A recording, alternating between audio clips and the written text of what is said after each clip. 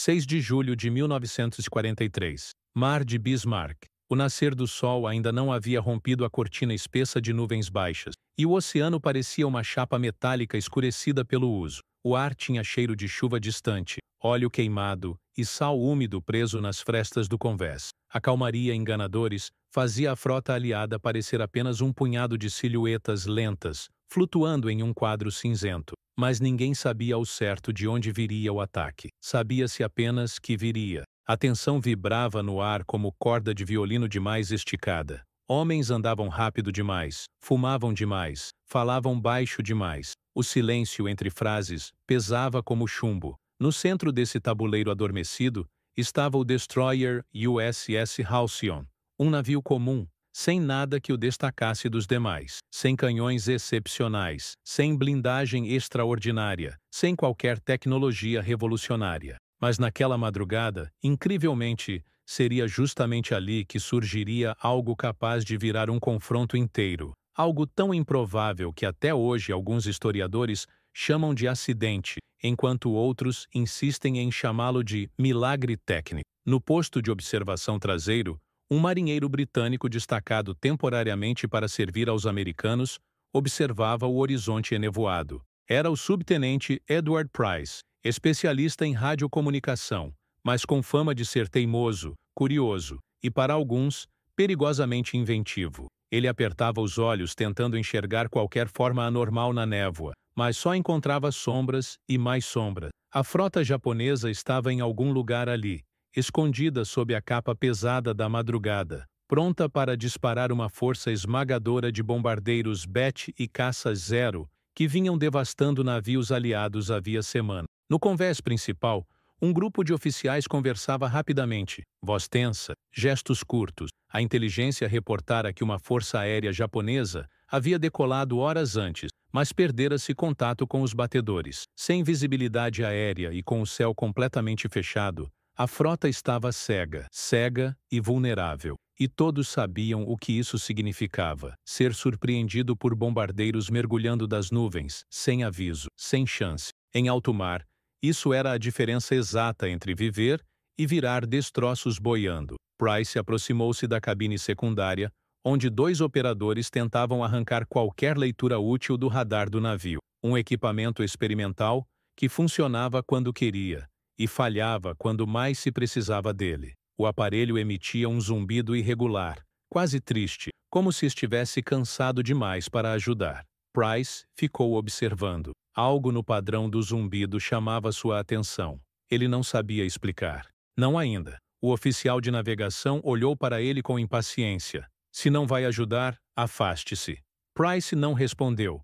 Moveu-se para mais perto, inclinando o corpo sobre o painel. O radar exibia apenas ruído de estática, aquele mar de neve branca que todos já odiavam. Mas Price detectou algo, um ritmo, uma repetição, um microdesvio que não fazia sentido, mas que também não era totalmente aleatório. Ele franziu a testa, voltou-se para os cabos, para as antenas, depois para a própria chuva fina batendo na estrutura metálica. Sentiu o coração acelerar sem saber por quê. Senhor, isso está errado, murmurou. Errado como? Respondeu o operador. Price respirou fundo. O ruído não está completamente aleatório. Há uma interferência constante vindo do mesmo ponto. Não é clima, não é vibração do navio. Os operadores o encararam com descrença. O radar era tão temperamental que ninguém levava mais nada a sério. Mesmo assim, Price continuou. Isso não é falha, é eco. Mas um eco que está sendo engolido pelo ruído. Ele girou um botão com extrema delicadeza. O brilho da tela mudou. Manchas brancas reorganizaram-se por milissegundos antes de voltarem ao caos. Algo estava lá. Ele sabia, mas não conseguia provar. Não ainda. A poucos metros, o comandante do navio discutia com outro oficial. Não podemos manobrar sem saber para onde ir. Se fizermos zigue-zague à toa, viramos alvo fácil. Se ficarmos parados, somos alvos ainda mais fáceis. Era como assistir 2 homens decidindo qual forma preferiam morrer. Price sentiu a urgência crescer dentro de si. Ele ajustou mais um dial, ignorando a ordem anterior para se afastar. O operador reclamou, mas Price já estava tomado pela convicção. Se eu conseguir isolar o ruído do mar, O eco vai aparecer. Ele moveu os dials com a sensibilidade de um relojoeiro. Nada. Moveu novamente. Nada. Então, girou 2 ao mesmo tempo. Um lampejo. Um ponto brilhante piscou e sumiu. Ali! Price gritou, apontando para a tela. Eu vi! Há algo grande vindo de noroeste. Você está imaginando coisas? Resmungou o operador. Mas Price não estava imaginando. E dentro de poucos minutos, o que aquele ponto representava mudaria tudo. Tudo. Porque o que Price faria a seguir quebraria protocolos, ignoraria ordens e revelaria pela primeira vez o que realmente se escondia na névoa, muito antes do inimigo perceber que havia sido descoberto. Price não esperou por mais confirmações. Ele sabia que, em condições normais, qualquer alteração não autorizada no radar poderia render uma bronca formal, talvez até punição. Mas nada naquela madrugada era normal. A frota estava exposta e cega, e se aquele ponto na tela fosse real, significava que a morte vinha em formação cerrada, escondida dentro da própria névoa. Ele puxou o microfone interno e chamou a cabine de comando, a voz tensa, mas controlada. Senhor, aqui é o subtenente Price na estação de radar. Eu acredito que temos contato com algo grande se aproximando do setor noroeste. O silêncio do outro lado durou segundos demais. O comandante, ocupado com mapas e cálculos de manobra, não tinha paciência para achismos baseados em um equipamento que falhava metade do tempo. Finalmente, a resposta veio. Acreditar não é saber, subtenente. Volte ao protocolo e reporte apenas leituras claras. Price fechou os olhos por um instante. Leituras claras. Era exatamente isso que ele não tinha. O que tinha era um ruído estranho, um padrão escondido atrás da estática, um eco tímido engolido pela interferência. Em teoria, não era nada. Em prática, poderia ser a diferença entre uma frota viva e uma coleção de túmulos metálicos boiando. Ele largou o microfone, respirou fundo e fez o que os oficiais mais temiam que ele fizesse. Decidiu por conta própria. Se o radar estava cego pelo próprio ruído, era o ruído que ele teria de atacar. Enquanto o operador observava, confuso, Price começou a traçar um plano improvável. Em vez de tratar o radar como uma máquina estática, ele decidiu usá-lo como instrumento dinâmico, aproveitando interferências que normalmente seriam consideradas erro. Ele pediu ao operador: "Me dê controle total da sintonia e da alimentação por 10 minutos." O homem hesitou. "Não tenho autorização para isso." Price rebateu. "Se eu estiver errado, o máximo que acontece é o radar continuar inútil. Se eu estiver certo, é a única chance que teremos de enxergar a morte vindo antes dela nos alcançar." Relutante, o operador cedeu. Price começou a ajustar a frequência de forma milimétrica, não apenas girando os dials padrão, mas combinando microvariações entre canais. Ele sabia, por experiência em radiocomunicação, que certas faixas reagiam de forma diferente a superfícies metálicas em massa, como grandes formações de aeronaves. E também sabia que, em condições de clima pesado, ecos podiam ser afogados pela própria umidade suspensa no ar. A solução, então, não era aumentar o ganho, mas recortar o ruído. Reduza o ganho geral em 3 pontos. Agora compense com um pico agudo neste setor específico, orientou. A tela escureceu levemente, como se parte do oceano tivesse sumido. O operador arregalou os olhos. "Você está apagando tudo." Price negou com a cabeça. "Estou apagando o que não importa. Se houver algo grande o bastante, vai continuar aparecendo." Segundos se arrastaram como minutos. A frota seguia a mesma rota, alheia à batalha silenciosa que acontecia ali, diante de um monitor cheio de estática. Então, surgiu. Primeiro como um borrão. Depois, como um pequeno aglomerado de pontos mais denso. Não era perfeito, não era estável, mas era algo. Price inclinou o corpo para frente, quase colado à tela. "Lá está. Você está vendo isso?" O operador engoliu em seco. Isso não é ruído. Está se movendo informação." Price puxou o microfone novamente, desta vez sem pedir permissão para falar. "Senhor, aqui é Price. Contato confirmado. Formação múltipla se aproximando do noroeste. Distância estimada 50 milhas e fechando. Recomendamos manobras evasivas imediatas." Desta vez, o silêncio do outro lado foi diferente. Não era de desdém, mas de choque. O comandante virou-se para o oficial de comunicações, pediu confirmação cruzada. Nada mais conseguia enxergar tão longe, nenhum olho humano, nenhum binóculo, nenhum batedor, só aquele radar, improvisado na marra. Como você pode ter tanta certeza? Perguntou o comandante pelo canal. Price respondeu com a voz firme, mas sem arrogância. Porque, senhor, ruído não se move em formação, e isso está vindo direto para nós. Naquele momento, uma escolha teve de ser feita. Confiar em um equipamento supostamente instável, modificado por um subtenente teimoso, ou seguir navegando às cegas rumo a um ataque quase garantido. O comandante olhou ao redor, viu rostos tensos, sentiu o peso da responsabilidade recaindo sobre seus ombros. Ele respirou fundo e decidiu arriscar. Transmita para toda a frota. Alterar rota imediatamente. Curvar para sudeste em padrão de evasão. Assumimos que contato é hostil.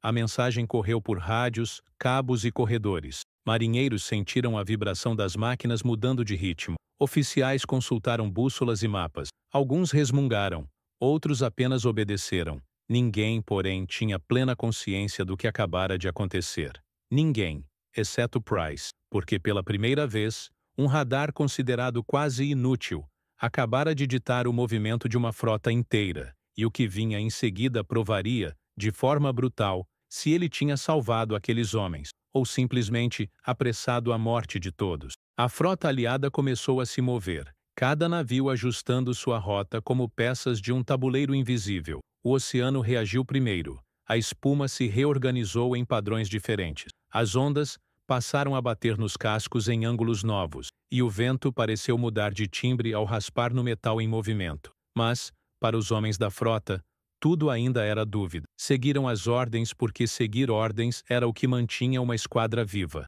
não porque acreditassem no radar. Havia quem murmurasse que era exagero, quem dissesse que era paranoia, quem zombasse baixinho. Mas havia também os que sabiam reconhecer o silêncio desconfortável que acompanha presságios verdadeiros. No USS Halcyon, Price mantinha os olhos colados à tela. Agora que havia provado que os ecos eram reais, precisava refinar a leitura. Ele começou a ajustar alternadamente ganho, amplitude e foco lateral, tentando separar massa de interferência, aeronave de chuva, metal de clima. A formação inimiga parecia crescer na tela, não em tamanho físico, mas em clareza. Os borrões se tornavam pontos mais firmes. Os pontos começavam a se movimentar com um padrão reconhecível. Voo em V. Múltiplas camadas. Assinatura típica das grandes ondas de ataque japonesas. Ele engoliu em seco. Aquilo não era apenas uma patrulha. Era uma força destrutiva, do tipo que mudava mapas e afundava histórias inteiras. Eles estão vindo rápido demais, murmurou.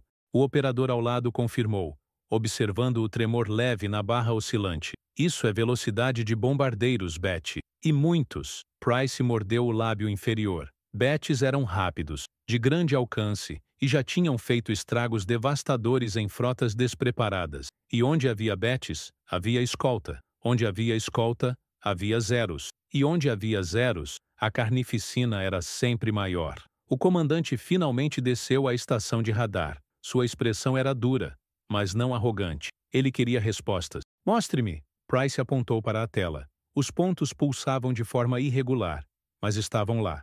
Eles estão se dividindo em ondas, pelo menos 2 formações, talvez 3. O comandante cruzou os braços. Estimativa de tempo? Price calculou mentalmente. Meia hora, senhor. Talvez menos, se aumentarem velocidade de mergulho. O comandante piscou devagar, absorvendo o impacto da informação.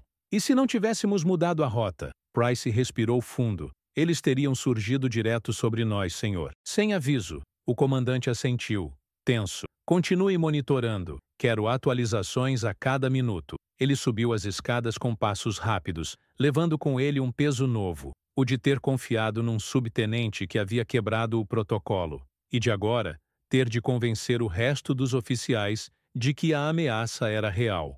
Lá fora, o céu parecia ficar mais pesado, como se pressentisse o que se aproximava. A névoa, antes cinzenta, agora ganhava tons mais escuros, como fumaça antes de um incêndio. Homens olharam para cima automaticamente, mesmo sabendo que não veriam nada. A visão humana era inútil ali, só o radar enxergava. e só porque alguém tivera a ousadia de fazê-lo funcionar de um jeito para o qual ele sequer fora projetado. A frota inteira começou a acelerar.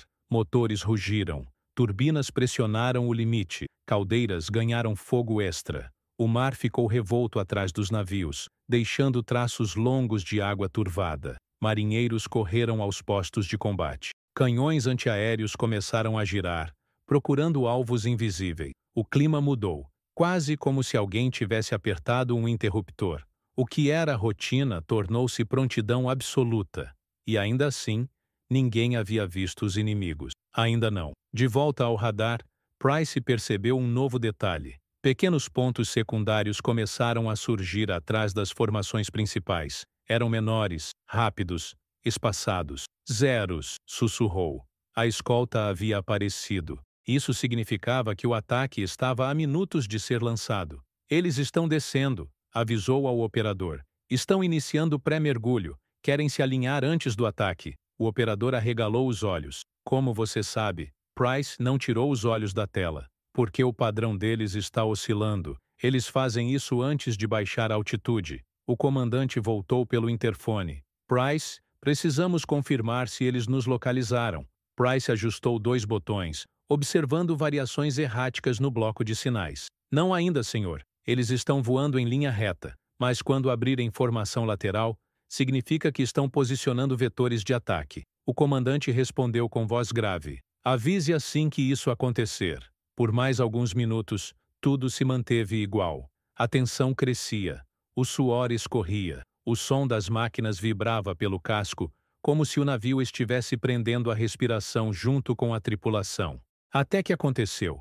Um súbito alargamento nos pontos, mudança de alinhamento, quebra da uniformidade. Eles nos acharam, Price disse. Agora vem o ataque. O operador olhou para ele como quem olha para alguém que acaba de ver o futuro. E de certa forma, ele tinha visto. Porque naquele momento, enquanto a névoa escondia tudo do olhar humano, o radar improvisado de Price acabara de revelar que a maior onda japonesa dos últimos meses mergulhava na direção da frota, e que o primeiro impacto estava prestes a começar. E o que acontece quando um ataque japonês inicia com a frota ainda cega é algo que nenhum manual de guerra conseguiu prever. O primeiro impacto não veio pelo som de motores, nem pelo brilho de luzes no céu, veio pela vibração do casco. Uma onda de pressão atravessou o metal do USS Halcyon, como um rugido preso, um aviso silencioso de que algo colossal havia penetrado a névoa. Os marujos olharam ao redor, confusos. Alguns pensaram que o navio havia batido em um pedaço de madeira à deriva. Outros acharam que era apenas mudança de maré. Mas Price sabia. Eles começaram o mergulho, murmurou, sentindo o estômago se contrair como se previsse o impacto antes que ele acontecesse. Minutos depois, a névoa começou a se rasgar em fendas irregulares, como cortinas sendo abertas à força. Não se via o que estava por trás ainda, apenas silhuetas vagas, sombras rápidas, contornos que se moviam com propósito. Não havia cor, apenas massa. E cada massa era uma ameaça, pairando acima de centenas de homens que não tinham para onde fugir. Em questão de segundos, a frota inteira percebeu que estava cercada por algo imenso. Os primeiros a enxergar de fato foram os artilheiros do navio de escolta, USS Procyon. Uma brecha súbita na névoa revelou 3 bombardeiros Betty, mergulhando em formação fechada, com suas luzes de trem de pouso apagadas, para reduzir visibilidade. A visão durou menos de um segundo, mas foi o suficiente. O alarme ecoou como um grito de metal. Aeronaves inimigas! Setor noroeste! Distância curta! O caos começou. Canhões antiaéreos giraram tão rápido que seus motores elétricos chiaram. Os atiradores ajustaram miras manualmente, olhos arregalados, dedos nervosos. Alguns dispararam antes mesmo de ter confirmação visual.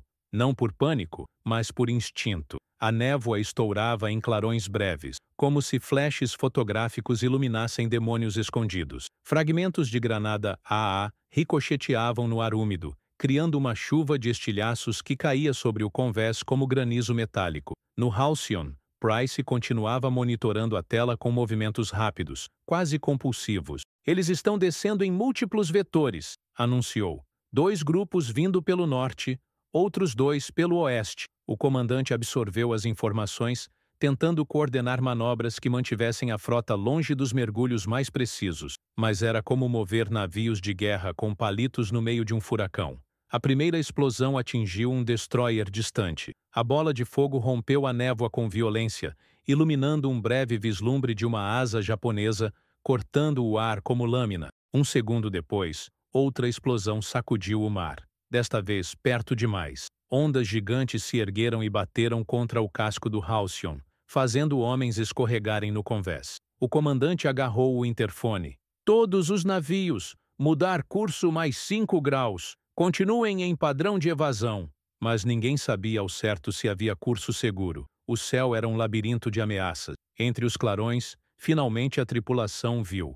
Um Bet mergulhava direto em direção ao Halcyon, nariz apontado como lança. As metralhadoras frontais cuspiram linhas finas de morte. O artilheiro principal do navio gritou: "Fogo! Fogo, malditos! Fogo!" Os disparos AA iluminaram o ar com traços contínuos, mas o bombardeiro parecia dançar entre eles. Por um instante, a morte estava a menos de 50 metros. Então, uma sorte improvável interveio. Uma rajada AA vinda de outro navio atingiu a asa esquerda do Bet. A aeronave girou, perdeu ângulo, mergulhou de lado e explodiu na água com um impacto que fez o oceano tremer. Uma onda violenta subiu e cobriu parte do convés do Halcyon, encharcando tudo de água salgada e óleo. "Um a menos", gritou alguém. Mas havia muitos outros. Price olhou a tela. Ela parecia ter enlouquecido. Dezenas de pontos se moviam de forma errática, subindo, descendo, mergulhando, abrindo e fechando formação. Ele entendeu o que isso significava. Os japoneses haviam detectado a evasão. "Eles estão recalculando vetores", anunciou. "Vão tentar pegar os navios maiores." O comandante olhou para o horizonte invisível. "O porta-aviões?" Price assentiu. Não havia como proteger um alvo tão grande por muito tempo. A névoa, antes aliada, agora era uma cortina perigosa que escondia o inimigo. O comandante respirou fundo, vendo mapas e possibilidades se desintegrarem em sua mente. Mas Price enxergava algo que ninguém mais via: padrões, movimento, repetições. Lendo a tela caótica, ele percebeu que os bombardeiros estavam cometendo um erro sutil, e que esse erro poderia ser explorado. Ele levantou-se subitamente. "Senhor, eu acho que posso prever por onde eles vão mergulhar." O comandante virou-se devagar, como se não acreditasse que aquela frase tivesse sido dita. "Repita." Price aproximou-se. Apontou para a tela, para linhas que ninguém mais conseguia interpretar. "Eu posso antecipar o ângulo deles. E se soubermos onde eles vão mergulhar, podemos colocar o navio fora do cone de ataque." Silêncio. Depois o comandante respondeu: "Então faça." E naquele instante, pela primeira vez naquela madrugada brutal, a frota aliada não estava apenas reagindo. Ela estava começando a lutar de volta. Por alguns segundos, ninguém no convés do USS Halcyon respirou. Era como se toda a frota houvesse parado para ouvir o que Price estava prestes a dizer. O jovem operador passou os dedos pelas bordas do radar, como se estivesse decifrando um instrumento musical antigo. Os pontos se moviam em padrões caóticos para qualquer um, exceto para ele. "Eles estão vindo em ciclos", explicou. A voz trêmula de adrenalina, mas segura. Cada grupo mergulha, se afasta e retorna pelo mesmo corredor de nuvens. Eles acham que estão escondidos, mas estão repetindo o caminho. O comandante observou atentamente. "E você consegue prever o próximo ciclo?" Price assentiu. "Sim, senhor. Se mudarmos o curso agora, exatos 3 graus para leste, estaremos fora do alinhamento de mergulho deles. Eles vão atacar onde acham que estaremos, não onde estaremos de fato." O comandante não hesitou. "Passar ordem a todos os navios, 3 graus para leste." Imediatamente, as sirenes internas tocaram. Os motores rugiram, vibrando pelo casco como um coração gigante mudando de ritmo. O Halcyon inclinou-se de leve, seguido pelos destroyers, cruzadores e pelo grande porta-aviões que carregava dezenas de aviões essenciais para a campanha. A mudança parecia pequena demais para afetar algo tão grande quanto um ataque japonês. Mas era exatamente esse o ponto. Invisível, precisa, letal. Segundos depois, o céu explodiu novamente. Desta vez, não em cima da frota, mas onde a frota estava momentos antes. 3 bombardeiros Betty emergiram da névoa como flechas negras, mergulhando com precisão cirúrgica. Eles dispararam metralhadoras, lançaram bombas, mergulharam cada vez mais fundo, mas encontraram apenas água revolta. As explosões levantaram colunas gigantes de vapor, mas atingiram apenas o vazio. Um dos pilotos, confuso, nivelou o avião para tentar readquirir o alvo, mas foi varrido por fogo antiaéreo vindo de um destroyer que agora estava longe de sua trajetória. O rádio japonês, interceptado minutos depois, registraria a frase: "Alvo ausente. Não compreendemos a manobra." Mas Price compreendia. E repetiu: "Eles vão tentar de novo. Próximo mergulho, setor sul. Precisamos ajustar mais 2 graus." O comandante gritou a ordem. Os navios mudaram de formação como uma serpente de aço se retorcendo no mar. A névoa ajudava, mascarava o movimento sutil, escondia cada manobra aliada dos olhos inimigos. Quando o próximo grupo mergulhou, encontrou novamente apenas espuma e onda. 2 bombardeiros perderam altitude rápido demais, entrando em rotação e batendo na água com violência, levantando colunas de fogo. "Eles estão ficando desesperados", disse o artilheiro do Halcyon, limpando o suor da testa. No radar, Price observava o caos se transformar em padrão. Pela primeira vez desde o início da guerra, ele sentia que os japoneses estavam lutando às cegas. Não havia mais risadas confiantes, nem subestimação. Havia confusão, havia medo, e esse medo crescia a cada mergulho perdido. Os japoneses reorganizaram o ataque, mudaram altitudes, mudaram ângulos, tentaram rotas completamente novas, improvisadas no calor do combate. Mas cada mudança era percebida pelo radar, cada curva era registrada, cada tentativa era frustrada por Price segundos antes de acontecer. Era como se a frota americana estivesse lutando com um sexto sentido. No auge da batalha, quando mais de 20 aviões inimigos mergulhavam simultaneamente, uma cortina de fogo varreu o céu. As explosões iluminavam a névoa em flashes intermitentes que davam a impressão de que o dia nascia e morria a cada segundo. Um dos mergulhos passou tão perto do Halcyon que o ruído fez homens caírem de joelhos, as mãos tapando os ouvidos. Mas, de novo, o alvo estava no lugar errado. Com o ataque desmontado, os japoneses começaram a recuar.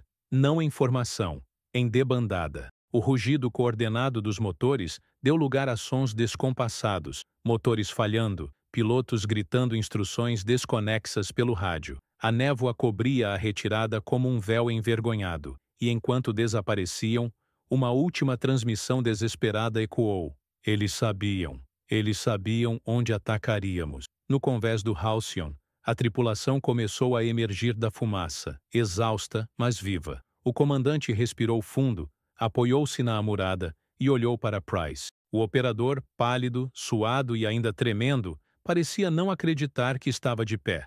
O comandante colocou a mão em seu ombro. "Filho, você salvou toda uma frota."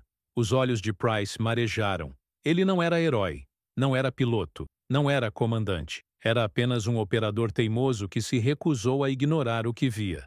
Mas naquele dia, sua teimosia havia sido mais mortal que qualquer bomba. Nos dias seguintes, relatórios oficiais registraram o episódio como uso pioneiro de previsão por radar. Oficiais superiores, em gabinetes distantes do perigo, celebraram o talento americano de adaptação. Mas nos convéses de metal, ainda cheirando a pólvora, os homens sabiam a verdade. Uma gambiarra improvisada por um marinheiro desconhecido havia derrotado um ataque japonês inteiro. Meses depois, analistas japoneses concluíram: o inimigo vê através da névoa, atacam no escuro como se fosse dia. Eles riram quando viram aquele radar improvisado. Riram alto, riram confiantes, mas pararam de rir quando perceberam que cada mergulho perdido era a prova de que já tinham perdido a batalha. Se essa história te arrepiou, deixa o like, comenta o que mais quer ver aqui no canal e se inscreve. Ainda há muitas armas improváveis,